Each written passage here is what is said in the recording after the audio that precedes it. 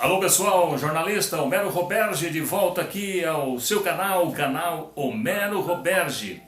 Estamos de volta aqui com Homero Roberge Filho e o tema de hoje, pessoal, nós vamos falar sobre doutores da igreja.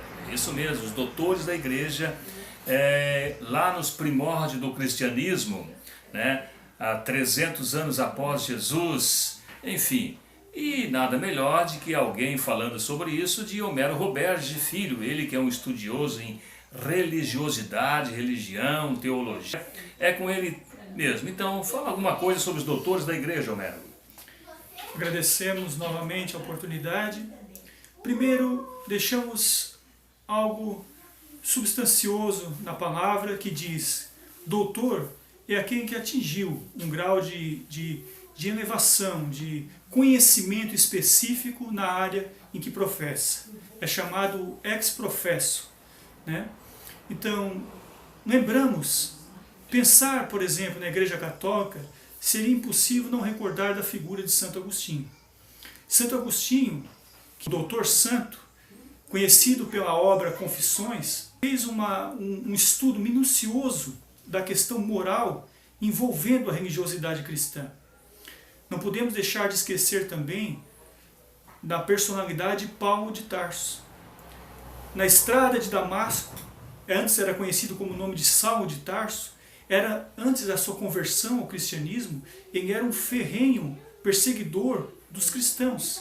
Perseguiu extremamente Estevão, conhecido também personagem religioso da época, perseguiu os cristãos. Então, naquele momento, na estrada de Damasco, uma luz muito forte brilhou na direção dos olhos de Saulo de Tarso, e ele ouviu a frase célebre de Jesus: Saulo, por que me persegues?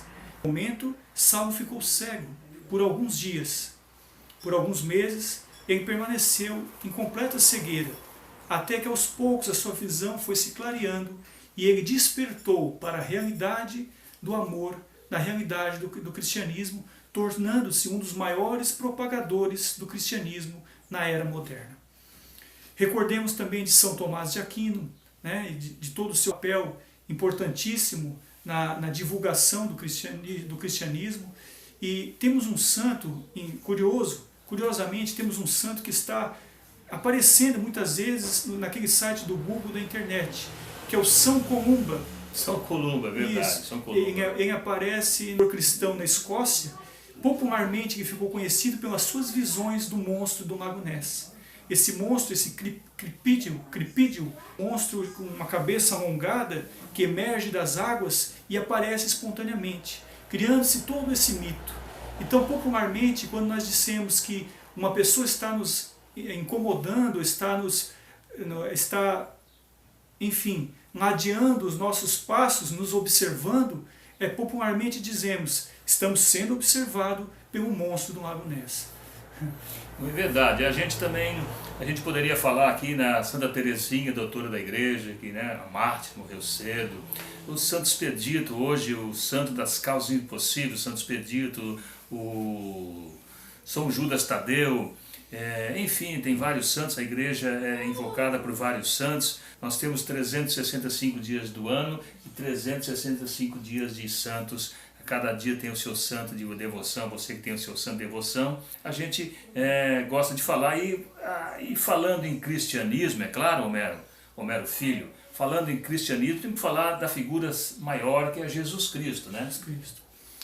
Jesus Cristo, sem quaisquer contestação, ele é mestre com M maiúsculo.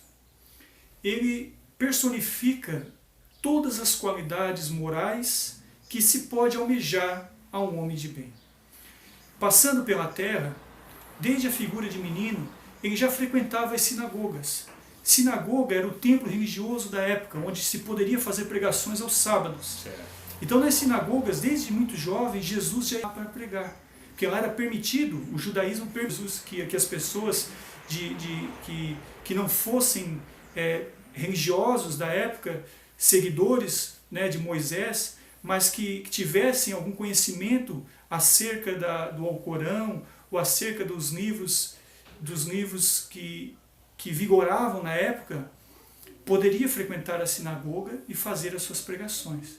Então, nosso Senhor Jesus, ele trazia todo o endosso do exemplo cristão, do exemplo de amor, que muitos confundiram até ser um participante da religião dos essênios, porque ele tinha a cabeleira comprida, ele tinha a barba comprida, mas cumpria principalmente com aquele moral, com aquela conduta moral e evangelizadora. Mas a gente pode ressaltar também que a época do Galileu era a época deles, né? Cabelos longos, barbas longas, né? Essa é a moda do tempo do Galileu, o tempo de Jesus, lá no século 30, né? Jesus já estava com 30 anos, era o século 30, não é verdade? É verdade. E esse Nazareno, como foi conhecido Jesus de Nazaré, ele conhecia o íntimo do ser humano. Então, ele tinha além de ter uma sensibilidade mediúnica além de ter uma sensibilização muito grande com a dor do seu próximo, ele trabalhava em especial para que a palavra divina, para que a vontade divina se fizesse entre os homens. Então, a doutrina espírita o considera como um médium diretamente de Deus.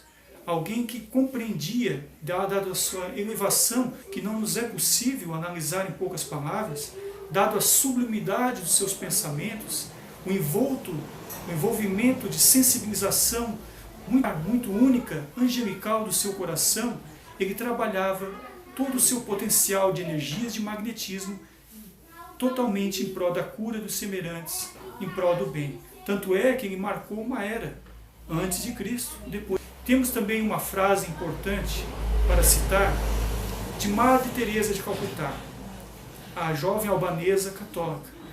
E a Madre Teresa ela dizia o seguinte: as mãos que se ajudam são mais sagradas do que os lábios que rezam. Isso define todo o processo de trabalho, de renúncia, de dificuldades enfrentadas pelos mártires cristãos e por aqueles que são considerados santos.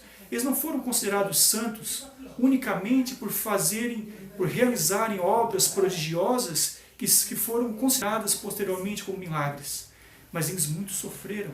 Sofreram mantendo a nobreza espiritual, mantendo a nobreza de caráter e trabalhando sempre pensando mais no próximo do que a si mesmo. Quando se faz uma oração para algum santo, direcionada a algum santo, essa oração é dirigida a essa personificação espiritual que com certeza atingiu esferas mais elevadas. Talvez esse santo não esteja anotando diretamente essa súplica, mas outros trabalhadores espirituais encarregados do caminho do bem anotarão essas súplicas, analisarão os nossos pedidos e com certeza intercederão por nós. Então a mensagem que fica: temos uma necessidade, temos um problema, temos uma dor, nos apegamos à fé. Se você acredita que um santo vai te auxiliar, isso vai criar em você uma atmosfera psíquica propícia à tua fé, ao teu pensamento, à tua vontade. Sobretudo, dirijamos os nossos pensamentos a Deus, que é infinito em sua misericórdia e em sua sabedoria, e Jesus, que é o agente de Deus, o governador de nossa pátria terrena, governador espiritual. Pois é, pessoal, essa então uma mensagem sobre doutores da igreja e o seu santo de devoção. Você que tem um santo de devoção, reze para ele, ore a Deus, a Jesus Cristo e ao santo da sua devoção. Hoje foi uma mensagem aqui no canal Homero Roberge sobre o cristianismo e sobre os doutores da igreja. Um abraço, a gente se vê no próximo vídeo. Tchau, pessoal!